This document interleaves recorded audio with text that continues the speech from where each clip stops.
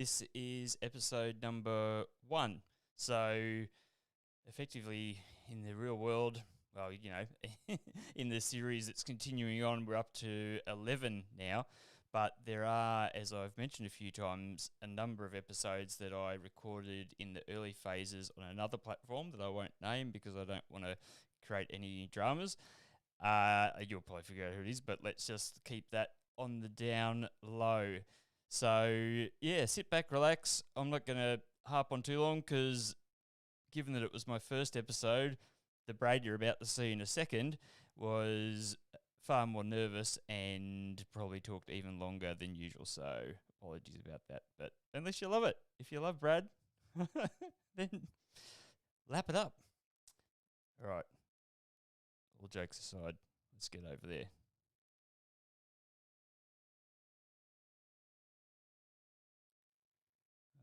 Look at this sucker, ready to go. Here we go, mate. It's gonna be okay. Notice how much better my audio and visual is, which is part of why I decided to pop on here and watch it with you, because I thought I don't want people watching and think, geez, this is a bit bodgy, but that's not the fault of my setup or the software that we're using now with Ecamm and Restream.io. A little plug for them, don't get any money from them. So there's a freebie for you, Ecamm, with my huge audience, but might not be huge now, but will be before too long. G'day everybody, welcome to Filmmaker Friday, episode number 1 with acclaimed Australian director, producer Bill Hughes. I am really excited about this series and I'm really pleased to have Bill on. Bill's pretty much an icon slash hero in the industry. He's been in it for a while. I don't want to age him unnecessarily, but if you can think of an Australian TV show that's been on in the last 50 years, a major Australian TV show, Bill has probably directed it or produced it. So we're talking about things like Skippy, The Bush Kangaroo, A Country Practice, The Royal Flying Doctors, All Saints, McCleod's Daughters, and the last 8-9 years or so, Home and Away. So, and one of the best things I think with Bill is on top of the fact he's got all those accolades to his name, he's just a really down-to-earth Aussie bloke, and it's been a real pleasure to have the opportunity to meet him. He moved to the sunny coast after finishing up with Home and Away, thanks Tina, and he basically just floated into one of the Sunshine Coast Screen Collectives and networking events up here that were happening on the monthly before COVID. And g'day Bill, I can see you there now, mate. So I'll bring you on in just a moment. You just sit tight and I'll click on your profile. We should be in the business. So yeah, he sauntered in and it essentially, didn't come in like, hey, I'm the big cheese. More he came in to say, I was just keen to be part of the community up here and have a bit of fun, see what you guys are doing. So last year we actually worked on a short film which was going to go into the festival circuit, but at least be submitted. But I believe with COVID that's been sort of slowed down, of course. I was able to be the DP on that one with, oversight assistance from Pluggers. And it's just a bit of fun. So it's been really nice to get to know him. Really keen to dig into some of his stories. I know some of them already, but I'm pumped to find out some more. So thanks to everybody who's joined so far live, and I also to everybody who's viewing in the future, because this will be up as a replay. All right, this is looking much better. So we should be in business here.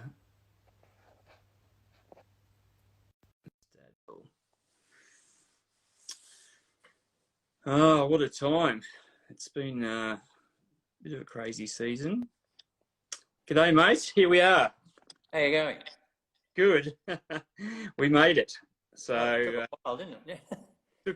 Took a few cracks. So to people watching on the replay, they'll have no idea. Tina, who's with us at the moment, she's someone who I've gotten to know from over in Canada or America. Sorry, Tina, now I'm forgetting where you are. She might be in the States. But nonetheless, everybody who's watching this on the repeat or the recording, we had a few dramas just getting things connected.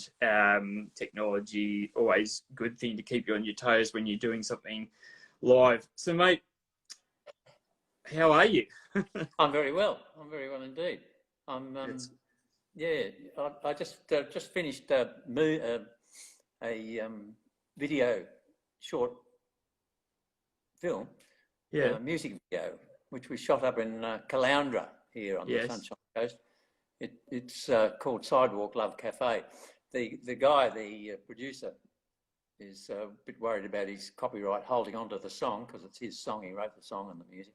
So I can't sort of spread it yet, but it won't be long before I'll be able to. It's quite good. Yeah. No. Yeah. I'm looking forward to that because I believe you actually shot a chunk of that in my neck of the woods at Moffat Beach at the at the Pocket, exactly. Which is and I just had Esther, who owns the Pocket, on my Mondays at Moff series that I'm running. So I'm essentially running a different series each day of the week. This is the very first Filmmaker Friday though, so I'm particularly pumped about this because, of course, as you know, this is my area of passion.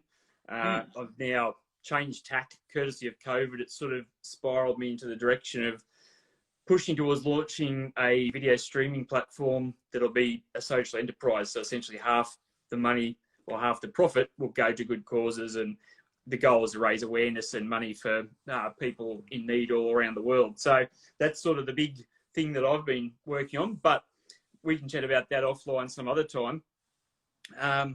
Mate, I hope you don't mind. I did rattle off, most of the shows that you've either directed or produced. It's just such an impressive list. And I think it really, there's so many of those programs there that I guess are dear to people's hearts, or people can remember different phases of life watching.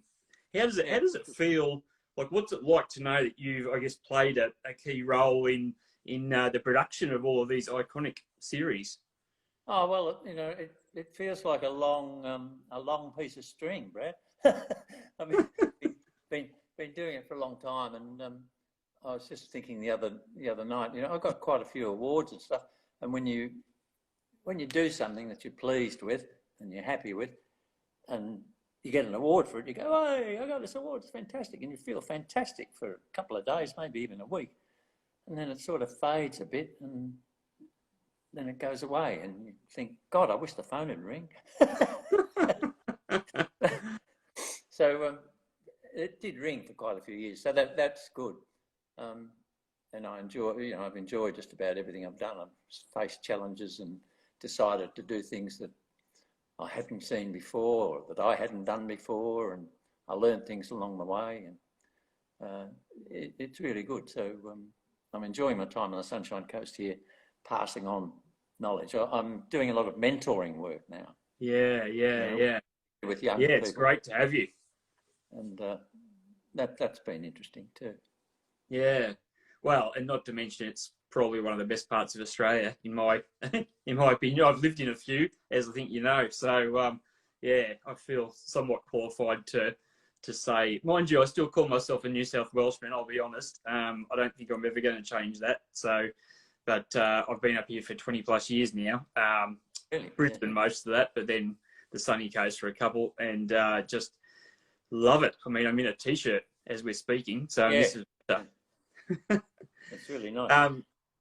So Neil, for a lot of people who've been following me, they're from the other side of the planet, in Canada and the US and the UK and what have you. So, I guess some of the programs you've done are probably akin to, like, the UK have EastEnders has been a long-running series. I'm not too sure, and maybe anyone from the States could put in the chat if we've got any Americans there, what their kind of long-running series are over there. But I mean, we've got shows. I mean, Home and Away. How long has Home and Away been on the air? Oh, 27 years, 28 years. I'm not sure about that. Yeah. That's a long time. I worked for a couple of years on it recently. Yeah, is it 8 years? 8 years? Oh, look, I've been in and out of it, Brad. I do a few episodes because you shoot in what's called a block of 5 episodes, Yeah. So I'd go in and I'd shoot a block. That takes 5 weeks of your life. And then I'd go away and do something else in another state or whatever. Then I'd come back and do another block. So over the years, I've done bits and pieces of Home and Away. Oh, are you still there? Yeah, I'm here. It's lost the video. No, the phone just went blank. Okay. It's battery, I suppose. Yeah. But yeah, look, I've done a lot of Home and Aways. I think my IMDB talks about 20 weeks or something, but in fact more than that. I've done about 200 episodes. So it's a lot. I know it pretty well, and it's very much like a factory production, which is great to drop in and out of. Yeah, it doesn't quite give you the body stir, the emotion that starting a brand new project gives you, right? And finishing a brand new project, but it's still lots of fun. It's lots of fun, Yeah. So Home and Away, for people here now and people watching later, it runs. I believe it's 6 o'clock. Is it 6 or 7 p.m.? It's 7 o'clock in Australia. 7 o'clock in Australia. Yep, 7 o'clock, and it's a 5 nights a week thing. So Neighbours is the other famous one from down under, that people seem to gravitate to. And Home and Away is in a really beautiful part of Australia, in Sydney. It's, I believe, in the show, it's kind of set to be more like a small coastal town, but it's really part of the greater Sydney district, isn't it? Yeah, well, the beach is Palm Beach, and the various locations are spread right around. Interesting fact, we used to get a busload of people from the UK would arrive every Wednesday on location. And they'd say, oh, it's lovely, lovely, we love this place. And they'd have a look and they'd see the ocean rolling in, and they'd stand at the diner. And then they'd turn around and say, the caravan park must be just over that sand hill. And so we, being Australians, would go, okay. Go have a look. Let them sweat. Let them see how they go. I lost you for a second, or is jammed. G'day, Darkside. I'll say hello to you while you're here. And Will, thanks for being with us, mate. I know that Bill of the sunny coast, so he has perhaps run into another technical challenge. Good grief, for all the amazingness of Instagram and being able to go live and broadcast stuff, you know, the internet, like if you run out of the internet, then it's a major drama. Funnily enough, just to go a little behind the scenes here while we're waiting for Bill to come back, on the wall there, if you see all those cards, that was a script that I was writing just before COVID hit. And the weird thing is that the script itself, it's kind of almost the polar opposite of what's ended up happening here. So it's called The Hive, and it's set in 2050. So 30 odd years time from now. And essentially at that point in time, everything's become attached to this one central infrastructure. Your internet, electricity, everything, your power, it's all beamed to you wirelessly in a typical human fashion, where they don't think anything can go wrong. They've gone the Hive's foolproof, so you don't have to worry about anything, and everybody trusts it. And the devices like that you use, like a mobile or anything, actually have no concern about. Everything's delivered via the Hive. And without ruining the whole story, if I ever get the thing live, essentially, and you find out this out in the very beginning, so it's not spoiling it. G'day, I can see you, Bill, so I'll bring you back on in a sec. I was just filling time talking about my script that I was going. Hey, Vanna. What happens there is it's kind of like the opposite. Everybody's become so attached to connecting via video and via augmented reality that half the world wander around with these visors on that basically give them an overlay of what they see in front of them, and they can change their scenery to different levels depending on their status.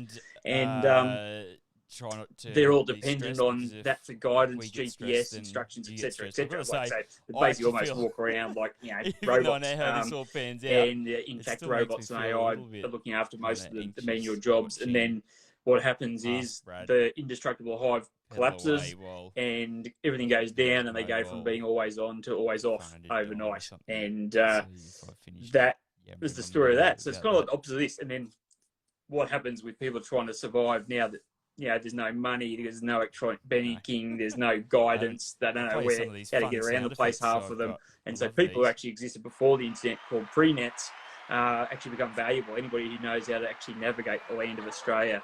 So a little bit of a Mad Max type thing, etc., etc. Anyway, now that I've filled in that time there, we Broadcaster can setup feel like that I've it was got. just such a trip, because then COVID hit, Seems like and they're it's just just gonna the keep opposite. It's laughing it's the every opposite. time We're Skippy now rolling. doing so much of this where we're connecting with each other via video, and it has been great, but I do love the real face-to-face thing. I've always been like that.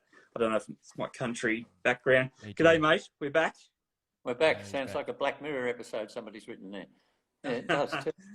Just Yeah, keeping me on my toes. It's just good to make sure that I can figure out how to just ramble at the press of a button.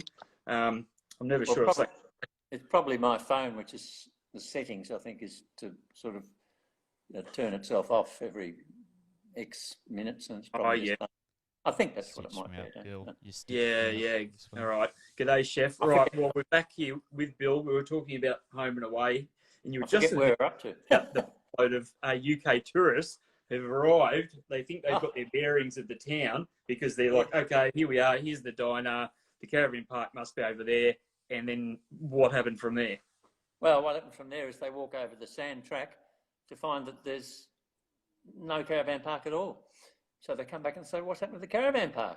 And I tell them, well, the caravan park is 40 kilometres west of here.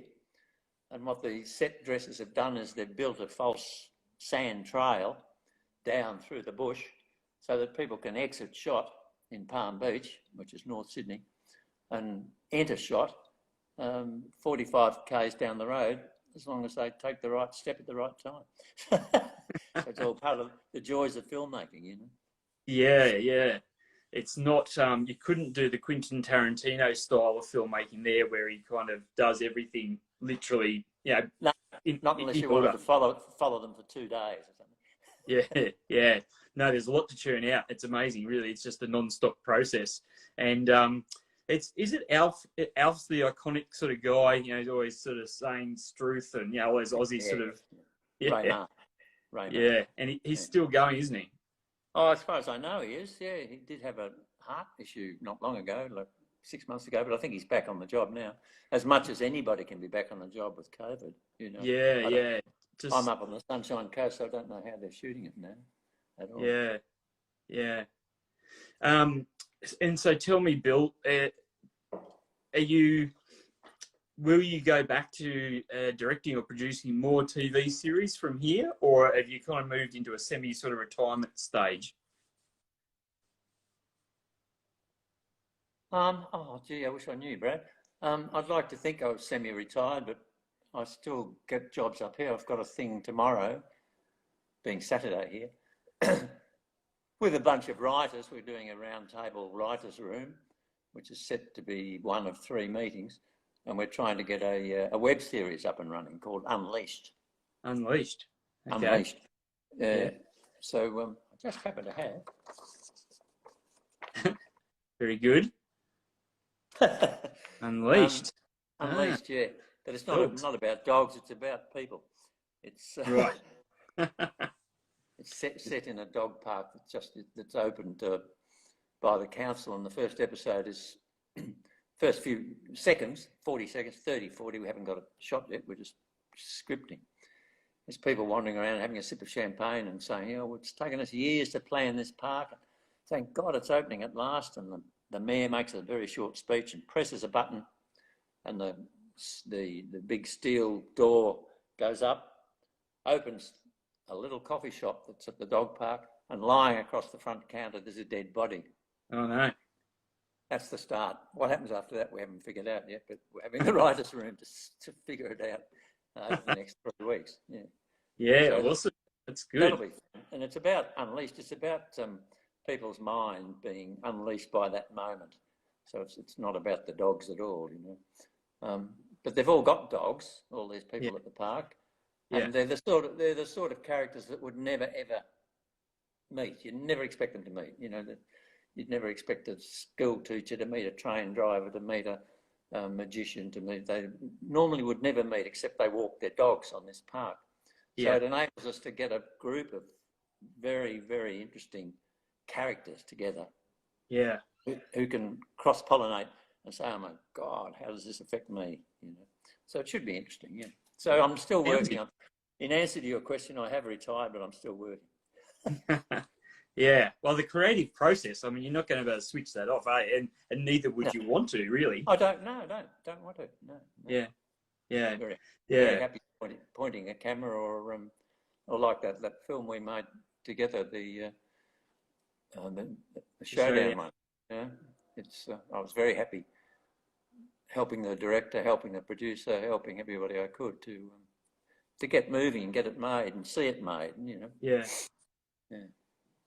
Neil, and I've advertised you as this, so far my experience has been as such. But you strike me as a very down to earth kind of guy, which is not the typical picture that sometimes people have of, you know, directors, accomplished directors and producers, what have you. So, I mean, how have you felt throughout the years navigating your way around some of those kind of people who have got massive egos they're carrying? Yep, you've gone black. Yeah. I don't know. I really can't answer that. I don't know. I know the sort of person you're talking about. I had to fly to London once to do a show, and I was in economy, and the director, I wasn't directing, I was producing, and the director insisted on being in first class, so he turned up, and he sort of, while he stumbled onto the plane and took his coat off and his jacket off and all that sort of stuff, saying, "Oh yes, well I've just come straight from set. I've been working with Gary Sweet and we've been doing this, that and the other, and oh, I'm so tired and I'll have to settle in." And I thought, oh. Yeah, I can still hear you. Yeah. Oh no, I could. You're frozen a little bit. Yeah, saying, I've got to work with this guy for 7 weeks. My God. So I know the sort of person you're talking about. Well, it's just not me. That's all. I just work hard. I love what I'm doing, and I just try to get it right and do the best I can. That's all. Yeah. Yeah. Do you think that your nature, though, like I guess this kind of down to earth, authentic sort of way, has allowed you to, I guess, connect with the people you've got on your team and, you know, work with the actors in a way that's perhaps different to someone who has that very different kind of profile? I don't know. Well, it has allowed me to connect. I'm a pretty good communicator. I was born in June, so I'm a Gemini. I'm good at communicating, and that's it. They may be communicating on a different level. You know, I really don't know. Yeah.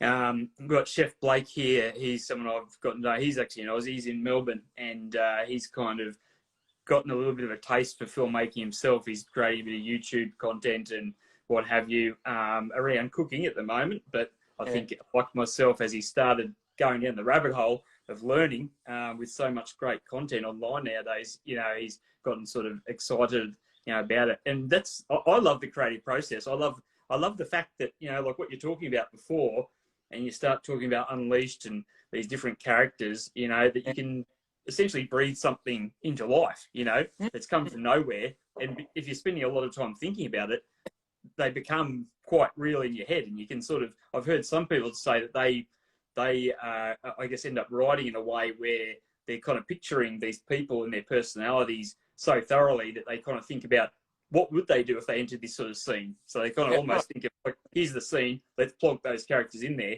and what unfolds. Yeah, no, that's exactly right. And obviously a lot of the characters, or there's about 8 characters in this particular venture, of which I haven't thought. My partner Tonya is a screenwriter, and myself have thought of 2. So we're looking for another 6 characters. But those 2 we've thought of are an accumulation of people we know. Yeah. You know, and we can use that, extend it, exaggerate it, make it larger than life, or play it down, whatever is required. But, you know, we know somebody who has a daughter who wants to be a male, for instance. Yeah.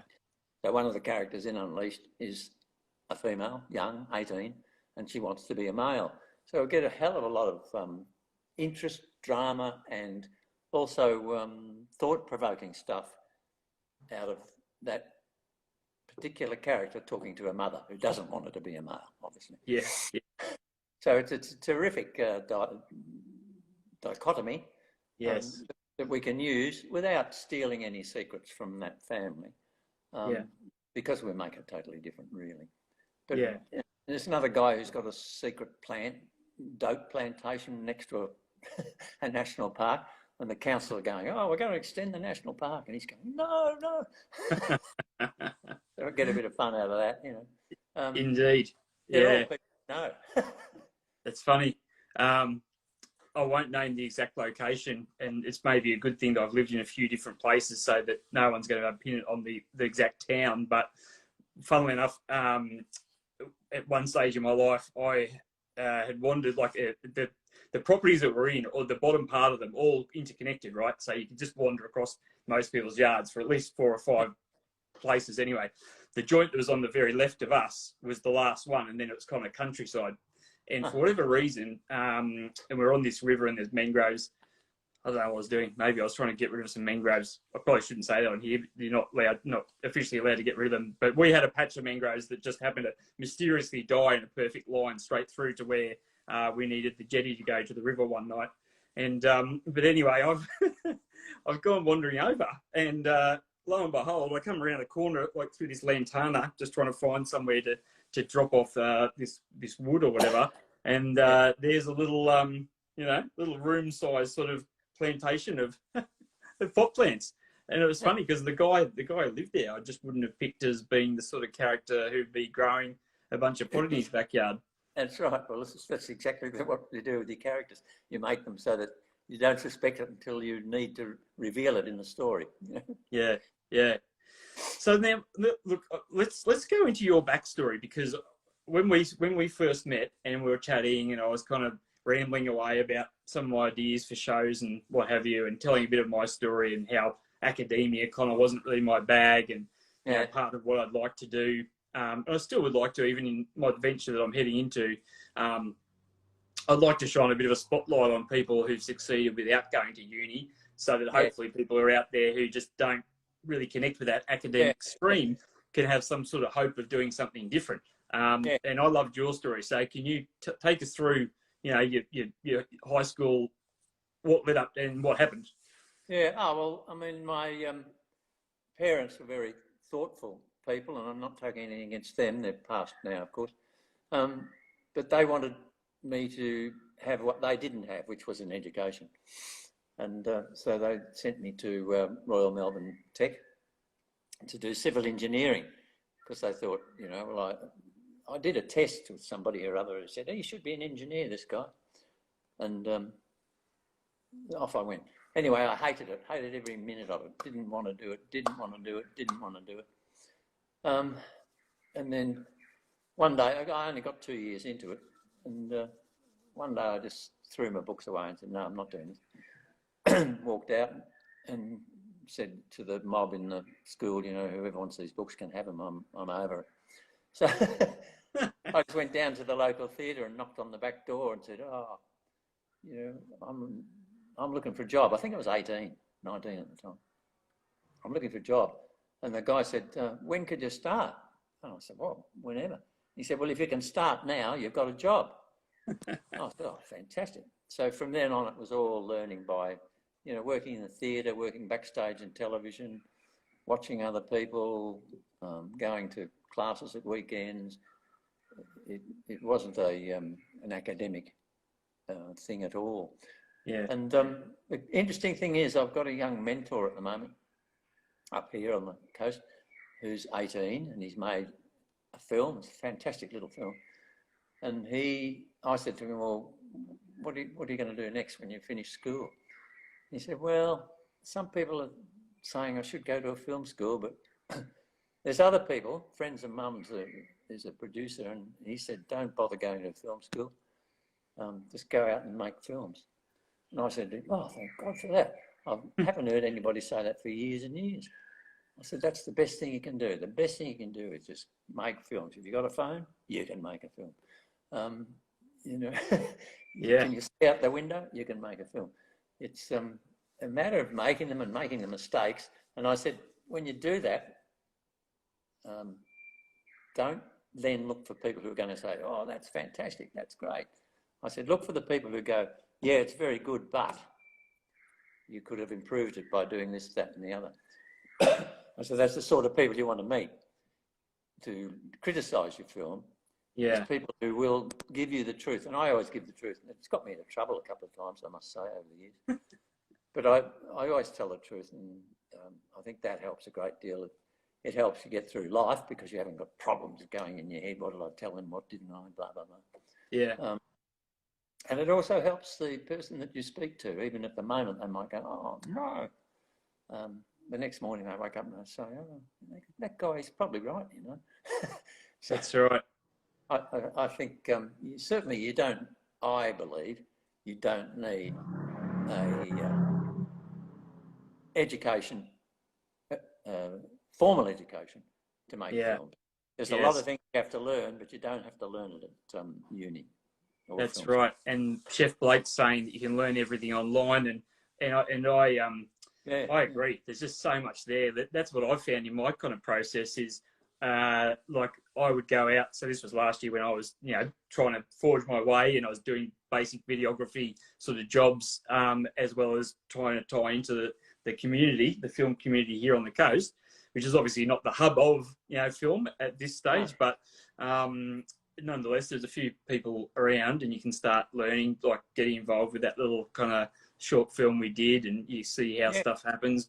But I just found for myself, like if I won a certain project and then there were bits and pieces that I didn't know how to do, I'd get on YouTube and I might just watch 4 or 5 different people explain how to do that little step, you know, all the way through to doing, you know, some reasonable quality special effects in After Effects and what have you. So, yeah, it's more of a hands-on thing, I feel, and a bit more of an art form and a craft than, you know, an academic pursuit. Yeah, well, it's both. It's called show business. Part of it's show and part of it's business. But it's an art and a craft at the same time. Same with acting, you know. I used to run acting schools. I still do occasionally. And they say, tell me how to act. And I said, well, I can't tell you how to act. Show me what you can do, and I'll tell you how to improve your performance on screen. I can't tell you how to act. There are others who do that, Stanislavski, and there's millions of them. But I can tell you what will transmit on the screen and what won't.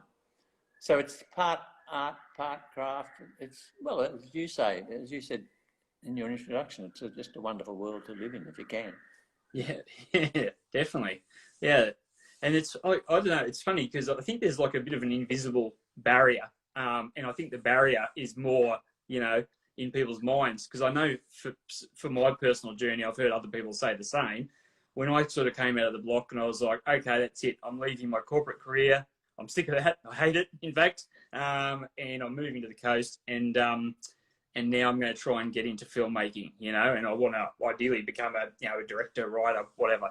And lots of my friends probably still to this day just like kind of wrote me off, like, you know, they just thought he's off with the fairies. But the strange thing with that invisible barrier and how I countered it or what I said was, you know, look, any of the famous people out there, whether it's in film like, you know, yourself or, you know, any of the greats, Spielberg, Tarantino, whatever, they're all just people. Like, we're all just human beings, and they acquired their knowledge somehow, and they went out and did it. So, like, you're obviously not going to turn to that person instantly, but you know, you if you don't start the journey, you're definitely not going to get there. That's right. That's right. Yeah. You just have to have the love for it, and you have to. Again, I've said to actors, I've said, why do you want to be an actor? Do you think it's a glamorous, blah, blah, blah? And I quickly give them the schedule on something like All Saints or Home and Away or something. Tell them about how they've got to be up at 5:30 in the morning. They've got to turn up 5 days a week. They can't be late. All the things that are really true of actors. And I say, why do you want to be an actor? And they tell me various reasons why they want to be an actor. And I say, well, you've got to train like an Olympic athlete. You have got to train to be an actor. You've got to get up early. You've got to do your work. You've got to work at weekends. You've got to work for nothing. You've got to miss meals. All these things are part of the training. You don't just sort of step forward and say, oh, I am an actor. It's something you have to love. And if you love it, well, then there's no problem doing all the things that need to be done. That's what I've found with people who have, for want of a better word, made it. They've done it because they love it, you know. Yeah. And the thrill, I guess, the thrill of completing things, you know, even just that short film we did, it was very satisfying to kind of, I guess, go through that process of reading it from a script and figuring out who was going to do what and getting all those different ducks lined up, and then basically, you know, the less glamorous stuff of duct taping cardboard to windows to try and block out the light, and, you know, but I think it's part of the fun as well. Like, you know, like I kind of personally, I liked that concept from the get-go, the idea of just doing a bit of a MacGyver on lots of things, you know, cobbling things together. And I imagine even at the bigger scale, you're always going to have little scenarios where you have to kind of jimmy something up, or, you know, like, I've heard someone talk about filmmaking and say it's really problem solving. Has that been your experience on the bigger sets? You know, have you still had scenarios? Every time it's about problem solving all the time, instantly, particularly when you're directing, because you've got 30 or 40 people hanging around waiting for you to say, stop, go left, go right, or that'll do. It's problem solving all the time. And on location, of course, you've got all those variables. You've got your wind and your sun and your clouds and your... but it's about looking for the best result you can possibly get, given the circumstances. I feel I've never had the the ability or the whatever it is, the luck, I suppose, to be able to say, oh no, we're not shooting anything today, we'll come back tomorrow. I mean, that's never ever happened to me. While I make television in particular, people say it never rains here. And I look out the window and it's pissing rain. but they say never rains, and I've got but I've got people in the water supposed to be swimming and on surfboards talking to each other and blah blah blah. And I say, well, you can't do that, can you? And I go, no, what like that? Oh, I know. Well, let's just have them run into the change room and we'll do it in there. Okay, everyone in the change room. We're not on the beach. We're in the change room. So, you know, you make instant decisions and everything changes, and suddenly you need lights whereas you hadn't planned to. And all the time, every day, which is all part of the fun. It's all part of the fun of doing it. But if you're directing, you're the guy or the girl who has to say, oh, this is what we're going to do. So that's interesting, because you see the outcome of that and you think, oh, yeah, that sort of work. Next time I think I'll hire a bus and get them all on the road. Whatever. You don't know, till you've done it. But it always works. Those at home, and even some of those in the production office, didn't know anyway. You know, you get your... You can kind of cover over a multitude of sins, as they say. You figure out something to bypass things like rain and other things like that have cropped up. That's all right. Now you're back. Now you froze for a minute. Yeah. Now, Bill, for people who are watching, the phone. Hang on. The phone's telling me it's about to run out of battery. So. Oh, okay. Do you have a power? You got a power cord somewhere close by? Yeah. Hang on a minute. I'll just go and get one. All right, you do that. I'll just call out some people. G'day, Kristen, Vanna, with the hearts. Queen's Boy. How's everybody going? Queen's Boy. Bit of an oriental motif in the background there, Bill. Yeah. Chef Blake. So we can still talk while you're doing that. That's cool. A question I was going to ask was if you could sort of articulate to people, particularly the people who I guess are maybe at the beginning phases. Obviously, people who are accomplished will clearly know the difference between a director and a producer. But I think for people who don't know the inner workings of how would you describe the difference between those two? Hang on, he's maybe just disconnected for a moment while we're just for a little millisecond. G'day, he's back, and we're back, and we're back. We're back. Where are we? Hang on, can't see him. Says hello. Poor bastard, bro. Go live. Some water. This is all problem solving as we go. Had to move, of course. Indeed. Here you are. Yeah, Oh, yeah. I'm in a different There spot is. now. We have a different backdrop. Yes, so I don't know if you caught that. I was just asking if you could explain the difference between a producer and a director for people who don't kind of know. Because I think people who aren't in the industry at all really, I think they're the same thing. And sometimes people think the producer's the head honcho. Other people think the director's the head honcho. Yeah. Oh, well, it varies. I mean, the producer's generally the person that pulls the whole show together. But in so doing, gives a lot of responsibility to the director and the DOP and everybody else who's on the show. In fact, one of the key things I've learned in my extended experience is to give as much responsibility to those who deserve it as you can. Because A, they'll do a better job than you do anyway. And B, that's why you hire them, you know. So, Yeah. So the responsibility basically of the producer is to start the project, raise the money, and present the project at the end to the people who've invested in it and say, okay, here's your show. Now, how the producer does that is different in every single case, but one of the things you have to do is hire a director or be the director yourself. Yeah. And it's the director who makes the decisions generally on, you know, how long you spend each day shooting, the sort of shots you're going to do, the performance of the actors. The actual crafting of the film is the director's job. The crafting of the project is the producer's job. That's the best way to explain it.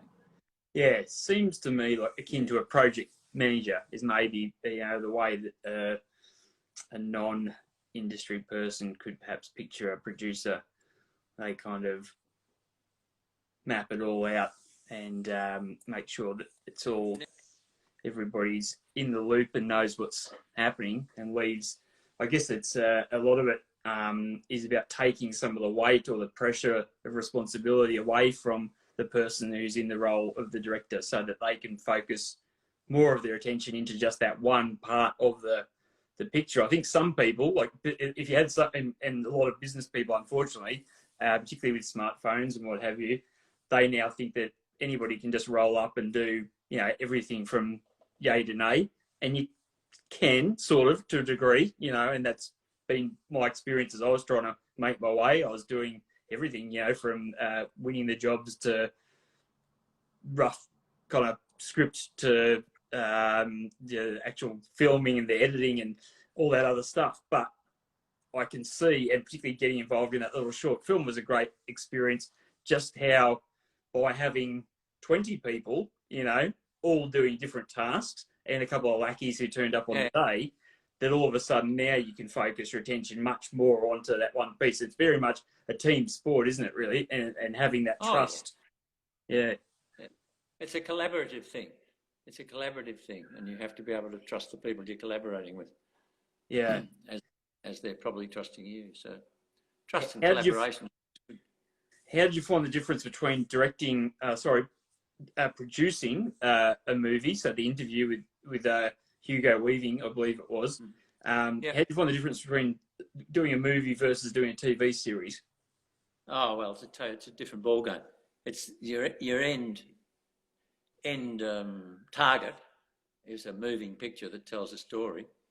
But the way to get there, and the audience who are trapped in a theatre, in a blackened theatre, who are not going to move and get up and make a sandwich or something, are a totally different audience to the audience you make for TV. It's just using the same props, the same skills, but you have to approach it as a totally different project.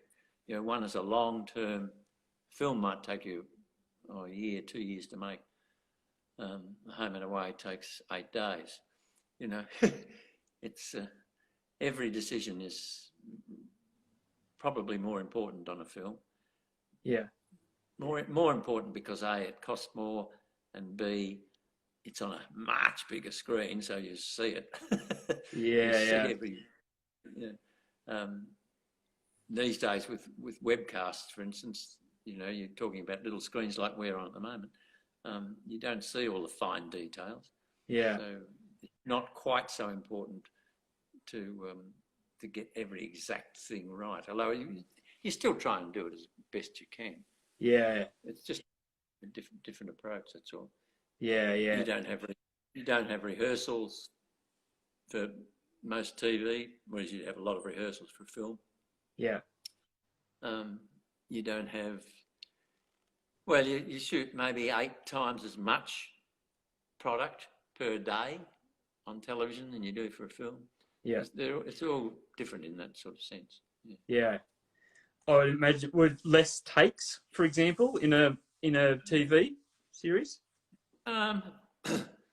Well, yes and no. Depends what sort of a director you are. You know, a lot of actors, and depends on the actor. Some actors get it. You know, their first or second take is the best they've ever going to do. So they're the ones you use. And some directors will go on and on and on doing take 10, 11, 12, whereas they get to the editing room and they use take 2. Yeah. It's depends how you work. I made a kids show once. It was lovely. It was called The Lost Islands. Yeah. And there's a whole bunch of kids sitting in a circle discussing stuff. And they had a dog there. And the deal was that the dog was listening as well. So you had to shoot cutaways. Some would call it cutaways of the dog listening. Yeah. So I did cutaways of the dog listening for about 8 seconds or something.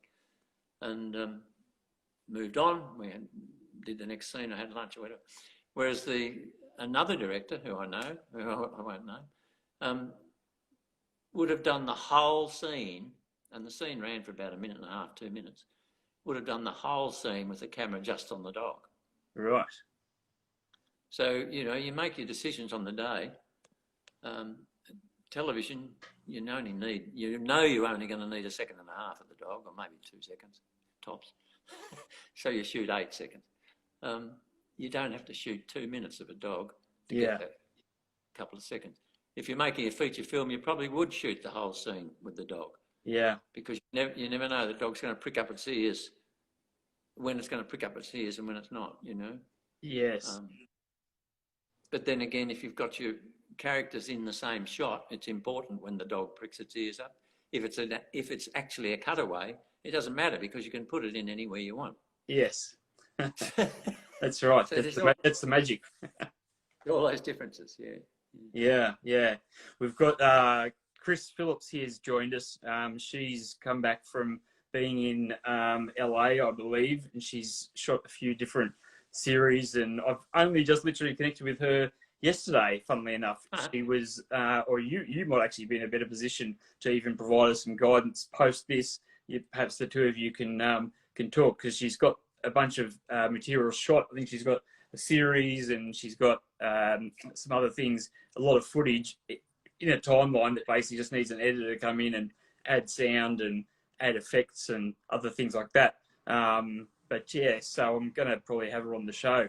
I told her that I'm not the guy for that job. TV series editing is beyond my scope. But yeah, who knows? Maybe someone else is watching might sort of tune into that. What was I going to ask you? I did write and write. I think we talked about modesty already.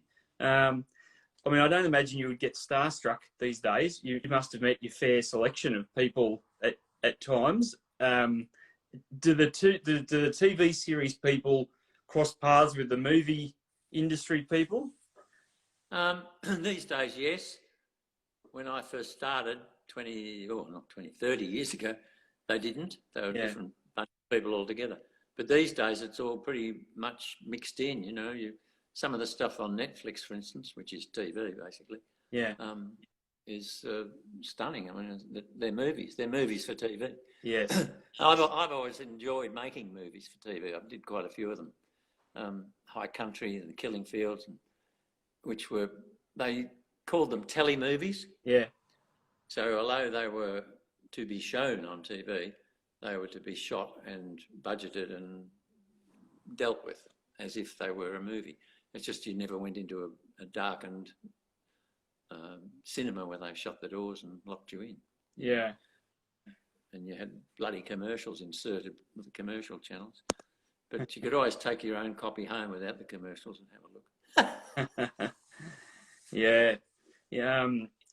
Who are the top celebrities that you've met, that you've enjoyed meeting? Like if you were to talk about some different actors, for example, who have you in your travels? Oh dear, I don't know. I don't know really. Over the years, Billy Hunter was a lovely guy, actor. Rebecca Gibney's great actor and a lovely person. Hugo Weaving, nice guy. There's too many to name. Yeah. Even Elf, you know, the old guy on Home and Away. Yeah. I met him very early in the piece. I made a thing called A Fortunate Life, and he played Bad Bob. Oh yeah, yeah. I saw that on your list. I read that book when I was a kid. Actually, it's a good story. Did you? Fortunate Life, yeah. And he's a nice guy and a good actor. So I nearly fell off my chair when I joined Home and Away 30 years later, and there he was. I thought, you're Bad Bob. Indeed. So when you made your way through, like, you know, just backtracking to the story of going into the theatre, I guess doing whatever job was given to you, what did you consider was kind of like, I guess, your first break or your first big kind of moment where you thought, actually, I reckon I'm going to have a shot here at getting into this? Well, I'd be giving away secrets if I told you that. I was 19, right? With the hormones of a 19-year-old. The first job I had to do was stand prompt side in the theatre and just behind the curtain edge. And in those days, you couldn't have nude people on stage. So they used to have pretty much nude girls, young, beautiful showgirls, on trucks, what they called trucks, which had rails. People pulled ropes and the trucks moved across the stage. And the girls were unable to move. They were just posed on these trucks. So my job was to hand them their cloak when they stepped off the truck.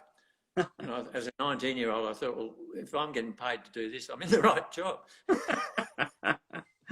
That's good. I like I appreciate the honesty. Yes, the teen years. Oh my God, it makes you laugh, doesn't it, when you think back? Like nowadays, I'm quite content just to, you know, have a meal and cruise around the place, but it's a different ball game when you're a teenage boy. Oh yeah. Then after that, another show came in. They said, "Can you stay and work here? We like you." And I said, "Yeah." So we what's called bumped out, which is a load of semi-trailer with all the props and the scenery and all the things that go with the show, and it moved from Melbourne to Sydney. And a new show rolled in the next day on another truck, which we unloaded and bumped in. And they said, "Can you stay for the next show?" And I said, "Yeah." And I said, "We'd like you to work on the fly floor," which is up in the gods. Basically, you go up a set of stairs at the back of the stage onto the fly floor, and you pull ropes, counterweighted ropes, that drop scenery in and out. And between scenes, you know, you get a couple of moments of black where the lights are off and you go whoosh, bang, and in comes a new scene. That's the guy on the fly floor doing that. That was me for the next show. And that's actually what got me into television, because Channel 9 at that stage in Melbourne were building a studio, and they had built into the studio a fly floor, because the designer had been in theatre and knew that's how you changed scenes. Yeah. And in those days, there was no tape or anything like that. Everything was live, you know. So you had to go to camera 1 while all the scenery changed on camera 2 and 3. So they said, we're looking for someone who knows how fly floors work. And I said, I know how a fly floor works. I used to work on fly floor in theatre. They said, oh, you're the man for the job. Off you go. So I used to climb up the ladder at Studio 9 on the Graham Kennedy show, Graham Kennedy in Melbourne Tonight. And while Kennedy was rabbiting on down in what's called the host set, which is not on the main stage, I'd be changing scenes on the main stage. Yeah. So that Kennedy would go, now here we've got the Rolling Stones, or whoever it happened to be. So, yeah, I think it progressed. My life progressed like that. You know, Yeah. just from knowledge. I was the only one there who really knew about fly floors. Yeah. And then I did that. And then I realised that I thought they could do sound better than they were doing it. And I happen to know a bit about sound just from my hobbies. And I went to the bosses and said, oh, I'd like to have a crack at sound here. I think I can do better than what's being done. And they said, oh, go away. We like what you're doing. So I went back, I think, 3 times. And in the end said, oh, look, I'll have to look somewhere else for a job. And I said, no, don't do that. We'll give you a go with the sound. So I had a go at sound mixing and enjoyed that. So it went on and on until I eventually went to somebody. Oh, they came to me actually and said, would you like to direct? So Wow. that was it. Amazing. So did you work behind the camera as well? Yeah, yeah. For a while, I didn't like that much Okay. because the cameras were huge bloody things. You know, I'm a fairly small person in stature, and in those days the television cameras anyway were huge. And I thought, oh, it's not really my game. Yeah. But I could see what they were doing. Yeah. It sounds like you're, I mean, a bit of right place, right time, but also a proactive approach by the sound of it. You know, you're kind of willing to put your hand up for different things. Oh, yeah, all the time. Yeah. Have you seen, like, what would you just say would be a disaster? Like, have you seen anybody come in to the sort of industry and just completely balls it up to a point where they probably disqualified themselves? Probably have, but I don't dwell on that. Nor do I tell stories about it. So yeah, I only tell the positive stories of the best ones, I think. Yeah. Well, to that effect, you mentioned the Rolling Stones, and I'm a lover of music. When you're up there, it's a great mental picture, being perched up, above all the action. It's a peering down. I guess that very few people would have. Who were your favourite bands that you got to see during that era? Oh, well, the Stones, of course, were the biggest number. Yeah. And Beatles, when they came to Australia and whenever it was, were very, very good. I don't know. I liked a lot of them. Chuck Berry, I liked.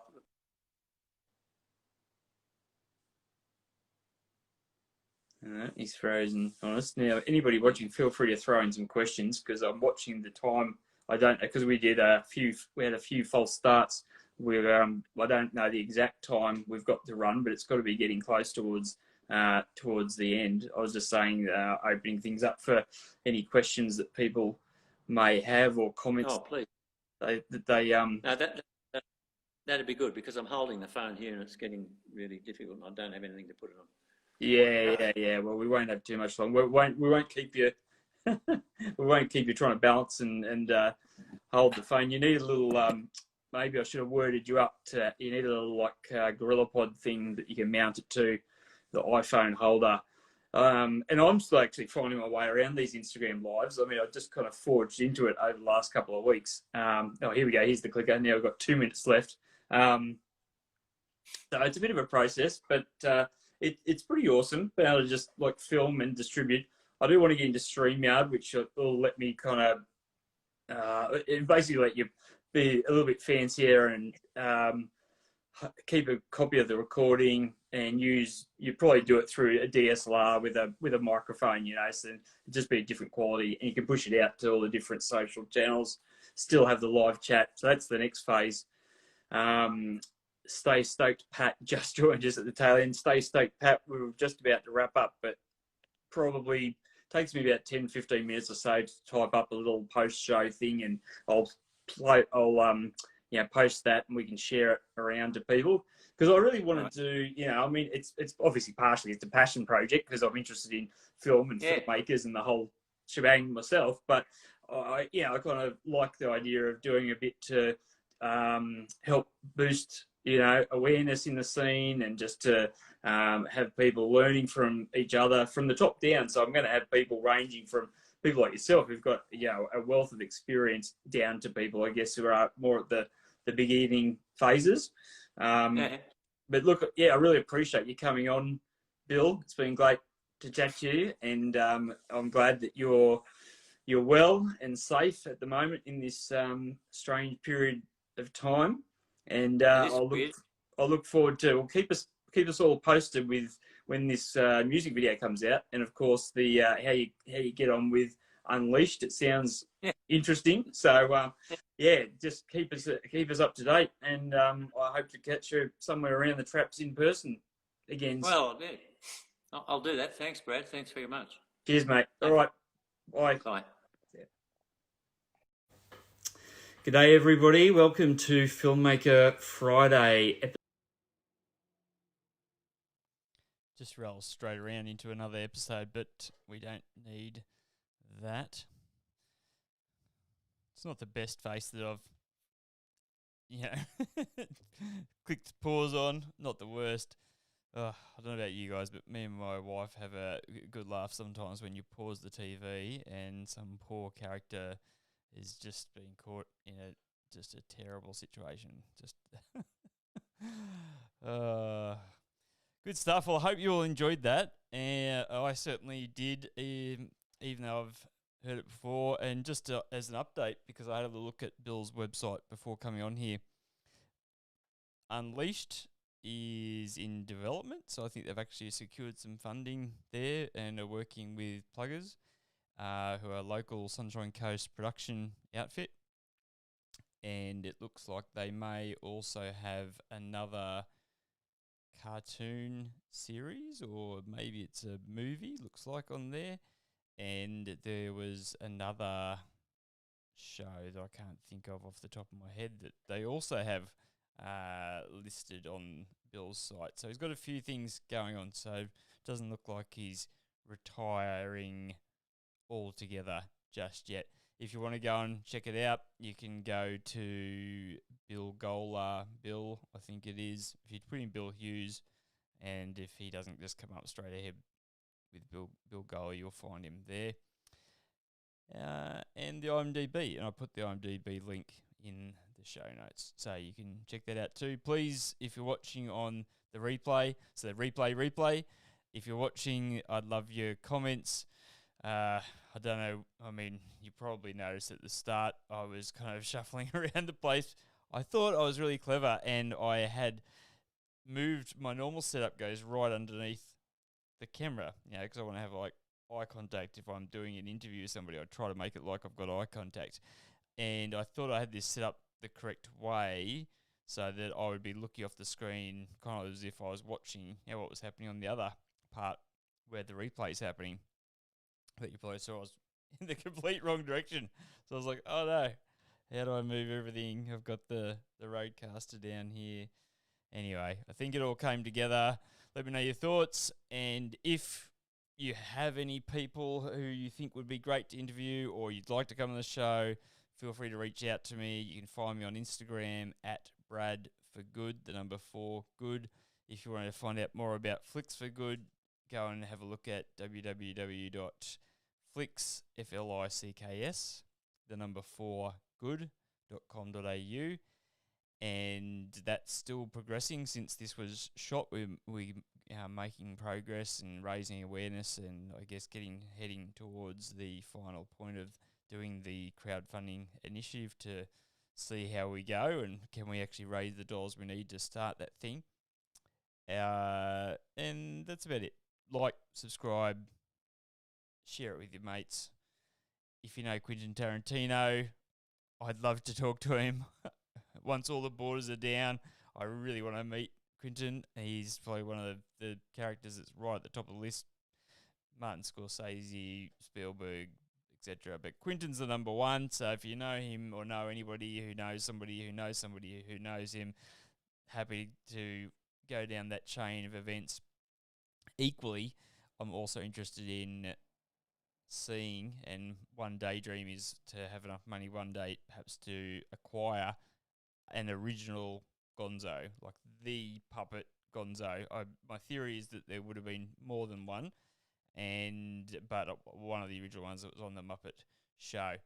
To that effect, next week, if not the week after, I'm interviewing a guy by the name of Stephen Lane, and he has a company in London, and I believe they're in LA, maybe somewhere else, called Prop Store, and Prop Store actually acquire, props and things like that were used on movies. So they either have replicas or the actual props, and they've had everything from the Nostromo from Aliens.